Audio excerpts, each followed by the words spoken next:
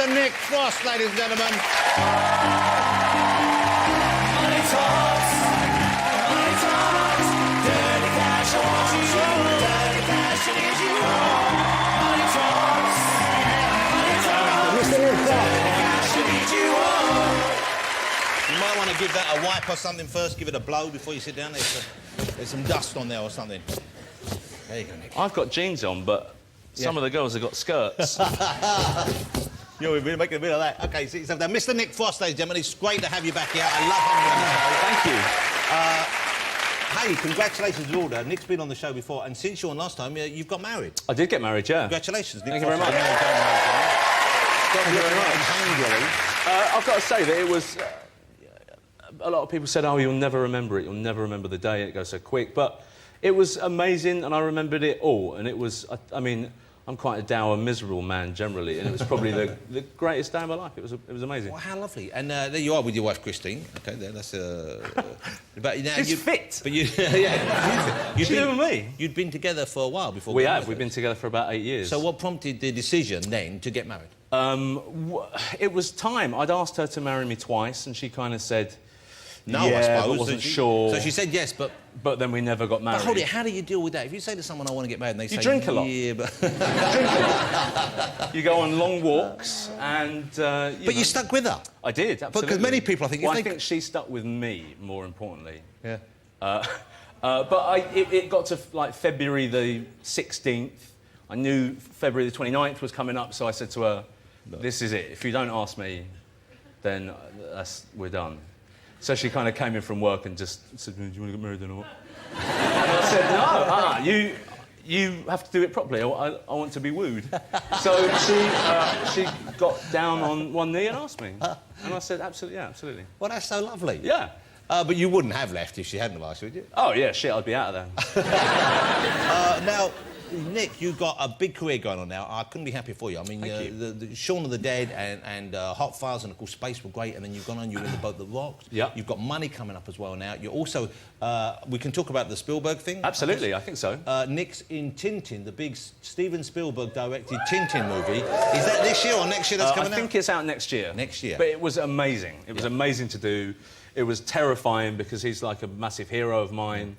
And, you know, just to be on set every day with Steven Spielberg. It's incredible. The first time you met him, it must have been not an awkward moment, but a kind of a scary moment for you. Yeah, it was terrifying. And did he put you at your ease? Did he come? I tell you what, he is... From, you know, the month that we spent together with Simon and everyone else doing the film, he was just the nicest man. You know, he was...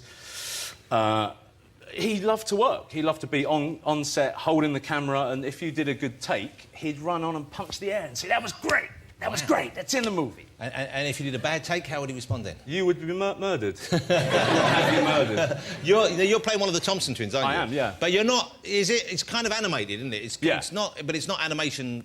I think it's an Avatar kind of vibe. Right, all right. So you are kind of... Were you moving around with sort of like... Yeah, on your face? We had like a big camera here, and there were like 300 cameras in the ceiling, and lots of cameras, and we had those lovely suits on. Wow. Which... They're not flattering. It's not a flattering look for a big man. You're wearing that, you expect someone to shout, bring on the wall, don't you?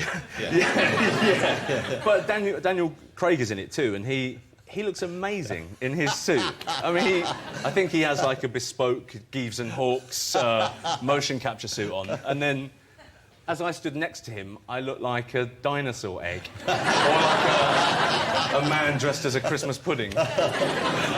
Hey, now, don't take this the wrong way, but in a way, I think it'd be fair to say you kind of stumbled into this. Am I right? I did, absolutely. Is that fair to say that? Yeah. You didn't really plan on being an actor? No, not at all. It was, you know, I hate when actors say, oh, I'm essentially quite a shy person, but I was quite a shy person. I was a waiter, and I was happy being a waiter. I was a very good waiter, and you know, just happened upon Simon one day, and... And you were waiting his table? His girlfriend was a waitress at the time, and then I met him through her, and she split, and then we got one another in the settlement, which was great. Let me ask you about money, because money's coming to the BBC. This was a big book in the 80s. I mean, most people I know read it in the 80s. I read it and loved it in the 80s. And at the time, I thought, someone's got to make this into a TV series or film, and they didn't. Yeah. And now they're doing it now. And this is part of an 80s series. It is, yeah. think there's a show about Culture Club and another show about the royal wedding. They like doing that, like making a kind of an event out of it. Like Yeah. That. OK, so for you, going back to the 80s, were you fond of that period? Do you remember that period fondly? I guess you were pretty young back then. Well, I was 10 in 82. So you weren't driving, maybe you were smoking a little bit, but not a lot. I was driving and smoking at 10. I'm from Essex. Essex. Yeah. Well, you know what? I'm not a person who looks back fondly at things. For me, that's something that television producers do to make us think, oh, wasn't that good? Weren't the 80s good? Yeah. But if there was no such thing as television, we wouldn't sit around thinking, 30 years ago was good, wasn't it? It's just a way to make television. I'm shooting myself in the foot because I've obviously made a piece of 80s television, but you know what I mean. But everyone's admiring your honesty and now thinking maybe I'll watch that just to see whether he's right and the 80s weren't anywhere near as good as they could. Well, I think, you know, time's gone by and they're always romanticised because that's the way we should look at them. But Spangles were nice, weren't they? But Spangles weren't nice. Spangles were awful. Now we live in a world where there's Kit Kat senses. You know, that was the stuff of a madman's dream in 1982. Yeah. We've got so much more than we know what to do with. Yeah, why would we be looking back? Yeah. You've got another thing lined up with Mr. Pegg. You've been writing... Yeah. What's Paul? No, we've shot it. It's done. You've filmed it already? It's coming out next year. What is it? It's called Paul, and it's a story of two comic book geeks who go to America on a road trip, and while they're there, they witness a car crash. They get out to help, and inside is an alien. Fantastic. A proper alien. You mean a space alien or an illegal immigrant? No, I mean a space an illegal immigrant. Because these days... a space alien. That's a hot issue these days. It is a hot issue. So it's a proper alien. Is the alien alive? Would that be spoiling if you told us that or not? He's alive and kicking, yeah. So don't spoil us for... No, I'm not going to spoil anything. And then the three of them go on a road trip. That's fantastic. So it's like Little Miss Sunshine, but with... an alien. It sounds like... Now, after the event, it sounds like the most obvious idea in the world. You can't believe no one did this before. I know. Do you believe in aliens? I think the universe is probably big enough that there are other things there, but I'm with Hawking that I think we should probably be a bit quiet. If they came knocking, you think they'd be after something? They wouldn't be coming... No, I think they would drain us of our fluid. Not necessarily. No, not in a good way. Wouldn't you love to meet... But wouldn't it be nice to meet... Before you leave, not leave the show, leave the planet, would you like to meet an alien? Would you go to space? If you could go on, like Virgin have got flights now, would you go to space? No. Why not? I think it would be terrifying. Yeah, but wouldn't it be fun as well? No.